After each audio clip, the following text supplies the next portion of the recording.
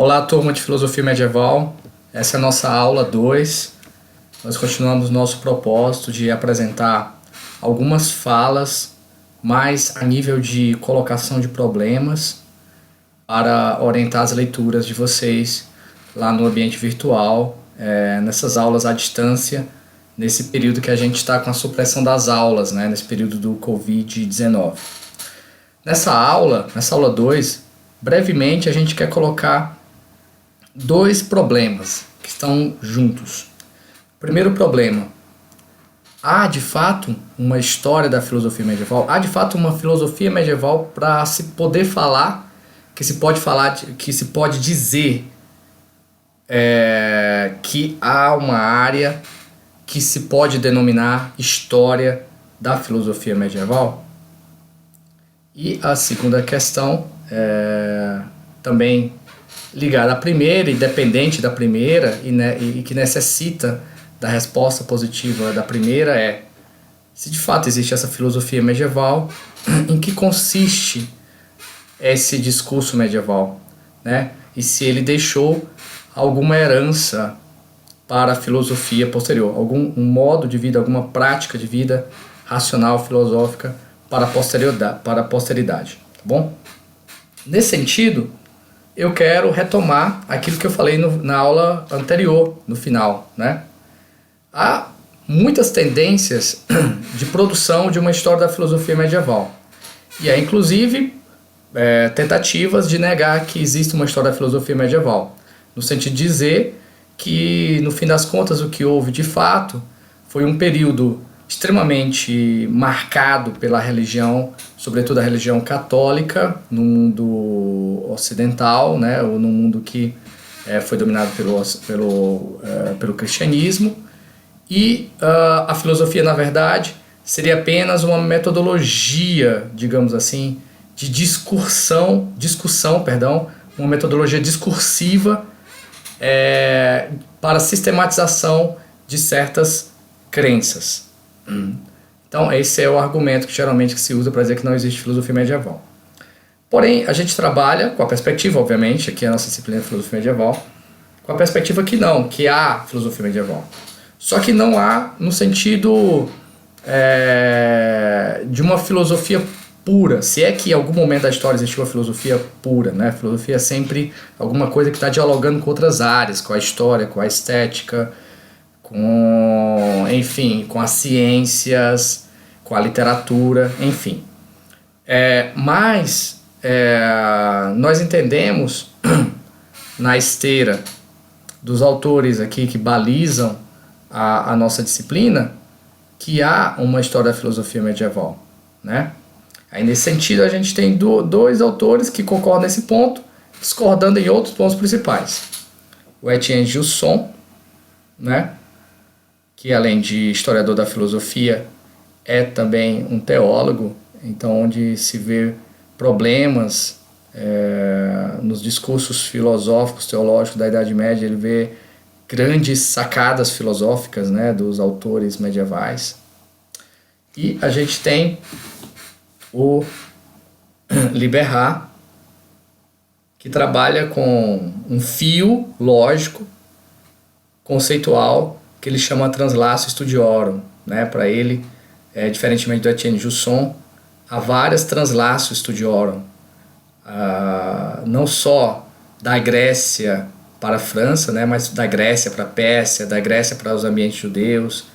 E nesse sentido, ele propõe uma filosofia medieval que ele chama de filosofia medieval laica, né? No ponto de vista dele, inclusive no prefácio ele fala isso.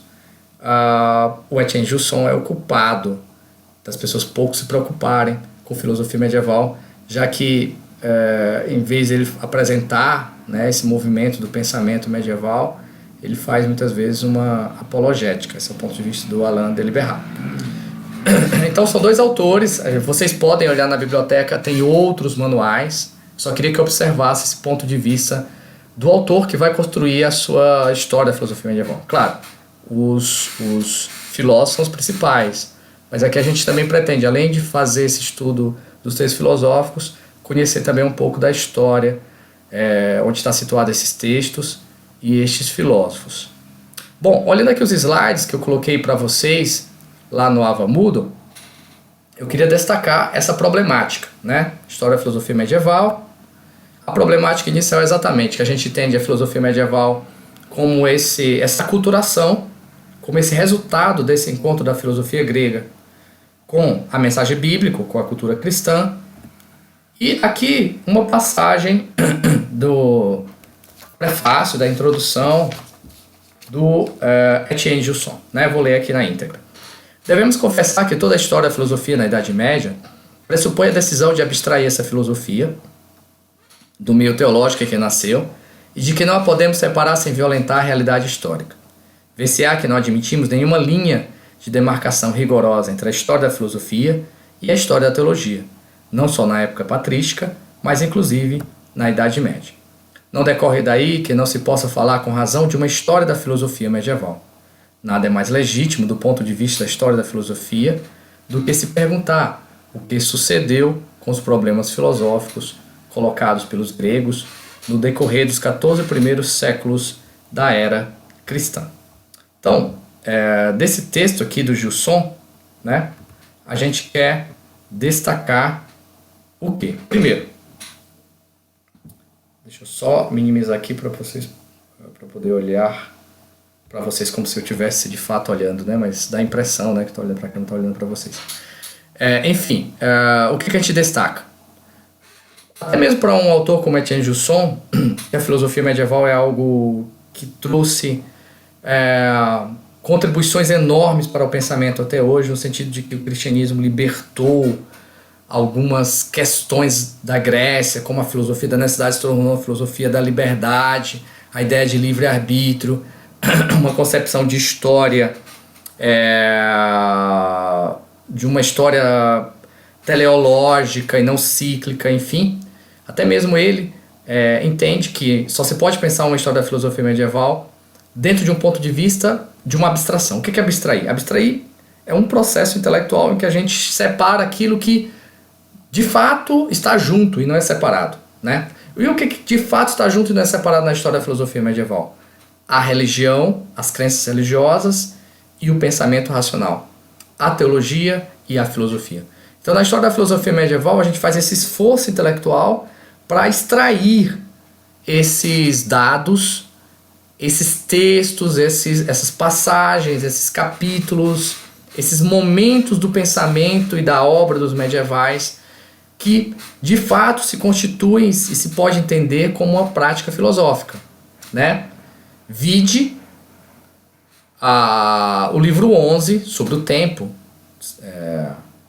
nas Confissões de Santo Agostinho, uma obra que parece um louvor, uma oração, tem a ver com um coração inquieto que está buscando a Deus, e de repente ele faz uma reflexão sobre a questão do tempo que o Stephen Hawking, na Breve História do Tempo, no livro que ele escreveu, né, um livro de divulgação científica, lá na primeira, segunda página ele diz que foi uma sacada que equivale à concepção da ciência contemporânea, no sentido de dizer que o tempo tem tempo, né? A ideia lá do Big Bang, que o tempo e o espaço inicia com a grande explosão, e, portanto, quanto tempo tem um tempo é uma pergunta que faz sentido, porque o tempo tem tempo. Ela não é óbvio, se é tempo não é eterno. Seria contraditório. Enfim, você tem o livre-arbítrio, que vai colocar a questão do mal, da natureza do próprio livre-arbítrio, enfim. Mas, como ele mesmo diz, isso está dentro de um universo, de uma preocupação de autores cujo principal questão é a questão religiosa, tá bom? E, nesse sentido, eu coloquei lá no Ava Moodle para vocês duas questões que se complementam, né, para vocês interagirem no fórum. Quais são essas questões? Elas estão baseadas exatamente nisso que eu coloquei, nessa problemática do objeto da história da filosofia medieval, e também estão baseadas nos prefácios. As questões estão baseadas nos prefácios, introdução do Etienne Gilson e do Alain de Liberat, né? Só para ilustrar, o Etienne Gilson, lá na introdução, ele faz essa diferenciação da fé e da religião, e coloca muito claramente que a fé é um discurso que fala para a inteligência e a religião é um discurso que fala para a pessoa que procura salvação, fala para a fé, né?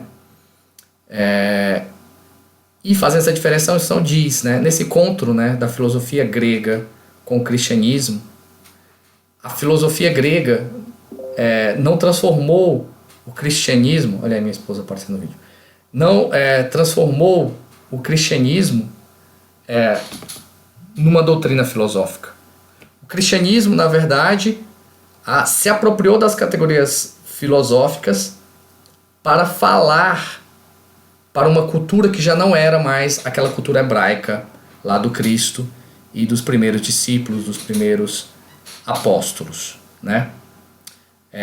Nesse sentido, eu gostaria que vocês refletissem sobre esse encontro, né? Sobre o que é o cristianismo hoje, que é feito disso, a crítica que muitas vezes faz à razão no interior da fé, ou a importância da fé no interior do discurso cristão, que é exatamente a problemática dos filósofos medievais, né? Trazer luz, fazer a inteligência da fé, trazer para o campo racional a justificativa, né, da sua crença. Tá bom? Grande abraço a todos e essa foi a aula 2, eu espero que contribua aí com os estudos de vocês. Vamos desligar isso aqui. Por favor, dê um desconto. É um trabalho de quem está aprendendo a fazer vídeos.